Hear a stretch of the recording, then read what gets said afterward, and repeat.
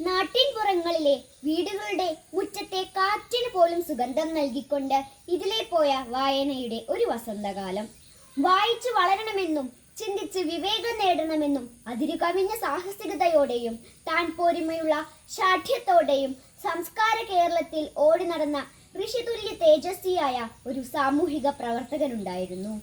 പൊതുസ്ഥലങ്ങളിലൊക്കെയും വായനശാലയും ഗ്രന്ഥശാലയും സ്ഥാപിക്കുവാൻ അക്ഷീണയത്നം നടത്തിയ PN പണിക്കർ.